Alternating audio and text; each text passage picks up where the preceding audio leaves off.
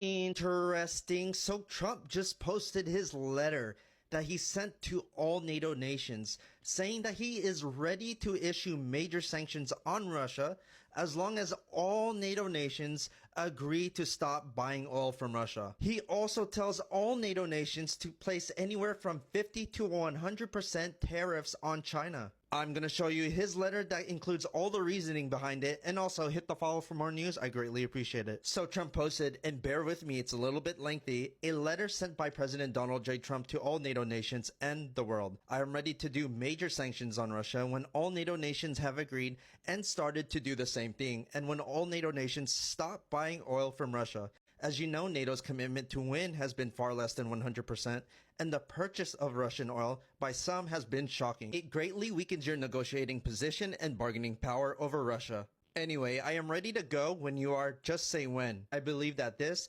plus NATO as a group placing 50% to 100% tariffs on China to be fully withdrawn after the war with Russia and Ukraine is ended, will also be of great help in ending this deadly but ridiculous war. China has strong control and even grip over Russia, and these powerful tariffs will break that grip. This is not Trump's war. It would never have started if I was president. It is Biden and Zelensky's war. I am only here to stop it and save thousands of Russian and Ukrainian lives. 7,118 lives lost last week alone. Crazy. If NATO does as I say, the war will end quickly and all of those lives will be saved. If not, you are just wasting my time and the time, energy, and money of the United States. Thank you for your attention to this matter. So, do you believe this will pressure Russia into ending the war?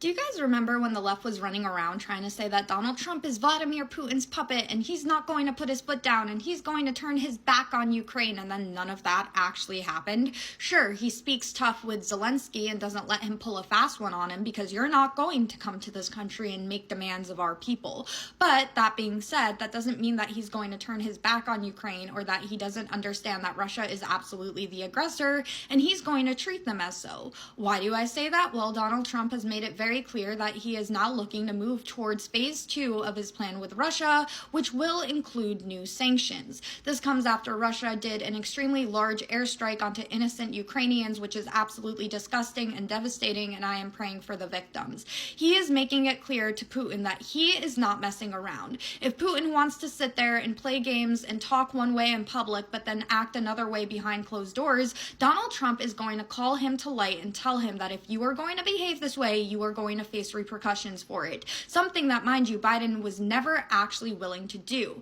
Everybody on the world stage knew that Biden was a weak leader, and that's why people like Putin felt emboldened to even start this war to begin with.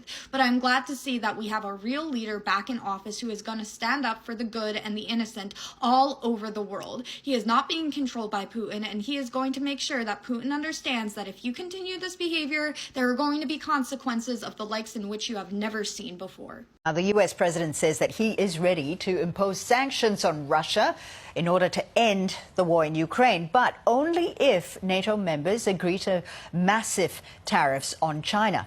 Posting on social media, Donald Trump said he'd written to NATO members asking them to place tariffs of between 50 and 100% on China until the war is over. ABC correspondent Ben Knight joins us now from Washington, D.C. Ben, thanks for your time. In a pretty extraordinary request from Donald Trump.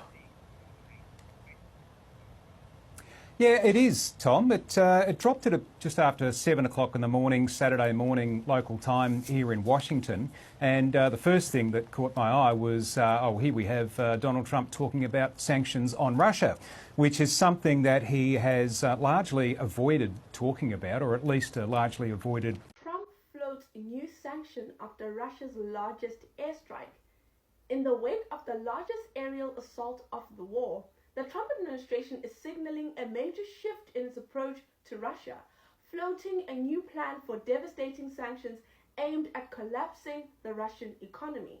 The policy shift comes as a direct response to a massive escalation by Russia. Over the weekend, Moscow launched its biggest ever missile and drone attack on Ukraine, firing over 810 drones and 13 missiles in a single barrage. The assault unalived at least 4 people, including an infant, and set fire to a key government complex in Kiev housing Ukraine's cabinet ministers. In response, President Trump stated he is prepared to move to the second phase of sanctions against Russia. His Treasury Secretary Scott Bessent outlined the aggressive new strategy, which was imposing secondary tariffs on any country that buys Russian oil. The goal, according to Bessent, is to force a full collapse of the Russian economy to break President Putin's ability to fund the war. He framed it as a race between the Ukraine military's endurance and the Russian economy's survival. This marks a notable hardening of rhetoric from Trump, who has previously focused on his desire to quickly broker a peace deal. He called the war a horrible waste of humanity and said he was not thrilled with what's happening. This new stance has been welcomed by the Ukrainian President Zelensky, who thanks the idea of tariffs on countries still doing business with Moscow, calling it the right idea. The effectiveness of this strategy will depend heavily on whether European allies will also agree to follow the US lead. So what do you guys think about Trump's new plan to sanction Russia, and also in the idea that European countries are still buying Russian oil? So where do they fall in these sanctions, and what should they do to either align themselves more closely or not with Trump's plan? Trump says that he's ready to hit Russia with major sanctions once NATO countries do the same. He would like for all oil purchases from Moscow to stop temporarily. He also wants to add huge tariffs on China, 50 to 100%, until the Ukraine and Russia conflict ends. He hopes these moves will pressure Russia while leaving the door open for peaceful talks. Click the follow button for more daily news and check out the caption below for more information. Trump says he's ready to sanction Russia, but only if NATO stops buying its oil. In a Truth Social post, the president said he was prepared for major sanctions on Russia, once NATO nations agreed to do the same. He called ongoing purchases of Russian oil shocking and argued they weaken the West's bargaining power. Trump also urged NATO to impose tariffs of up to 100% on China, claiming it would cut Moscow's support. Europe's reliance on Russian energy has already dropped from 45% in 2022 to just 13% this year. But Trump says that's not enough, and warned NATO, including Turkey, to cut ties faster. As Russian drones enter Polish airspace and NATO bolsters its eastern flank, Trump's ultimatum is raising tensions once again. Donald Trump finally announces how he plans to punish Russia for continuing the Ukraine war, and that is to go full taco. Now today, Donald Trump put out a lengthy statement, letting the world know that he is ready to put major sanctions on Russia under certain conditions, one of which is the rest of NATO has to join him in his trade war. He wants every NATO country to put a tariff of 50 to 100% on China, alongside him in solidarity, which essentially is asking these countries, go ahead and ruin your economy the way I ruined mine. So he knows that's not going to happen. Now, it should be noted he's also asking all NATO countries to stop buying oil from Russia, which isn't going to happen so long as Viktor Orban is in charge of Turkey. This is exactly what Vladimir Putin wanted. This is what he was hoping for from the United States, and he got it.